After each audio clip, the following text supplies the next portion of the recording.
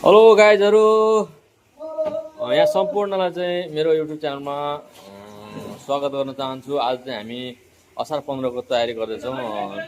तपाईँहरूले चाहिँ हेर्न सक्नुहुन्छ मेरो युट्युबमा गएर।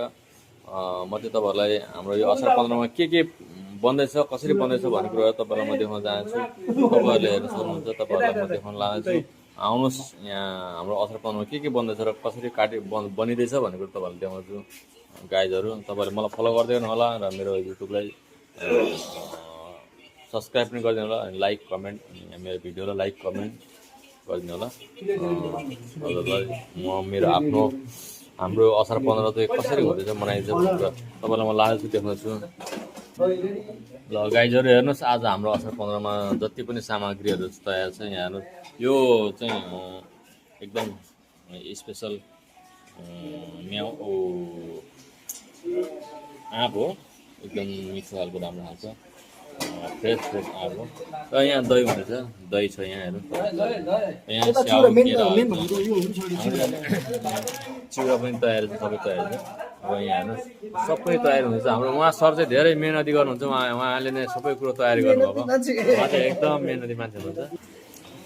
र हाम्रो संसार हुनुहुन्छ, उहाँ चाहिँ अब हामी एकदम मिल्ने एकदम बेस्ट। आज सँगै एकै साथमा उहाँ पनि हुनुहुन्छ हाम्रो उहाँ पनि एकदम, उहाँ चाहिँ झन् एकदम मेहनती मान्छे है, किनभने उहाँले सबै कुरो गरिरहनु भएको छ होइन। उहाँ चाहिँ हाम्रो असार 15 लाई। ल गाइजहरू, तपाईँहरू हेर्दै गर्नु होला, मेरो युट्युब च्यानललाई सब्सक्राइब गर्दै गर्नु होला र मेरो यो भिडियोलाई लाइक कमेन्ट गर्दै गर्नु होला। तपाईँलाई म धेरै राम्रो राम्रो भिडियोहरू, इन्टरटेनमेन्ट भिडियोहरू तपाईँलाई म देखाउनेछु र तपाईँहरूलाई म हाम्रो असार 15 को बारेमा पनि हल्का तपाईँहरूलाई गर्दैछु। कान्छा भाइ,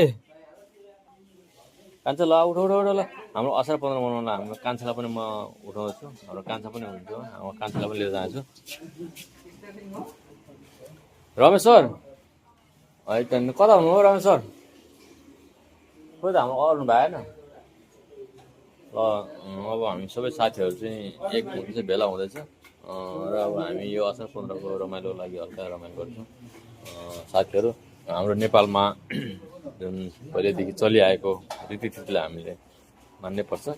हामी जहाँ भए पनि जे भए पनि, अहिले हामी मलेसियामा छौँ, तर हामीले यसले कुनै पनि केही असर केही डिफ्रेन्ट पार्दैन, किनभने हामी नेपाली हो। हामी नेपालको रीतिरिवाज, चाडपर्वलाई हामी जहाँ गए पनि भुल्नुहुन्न। र हामी आज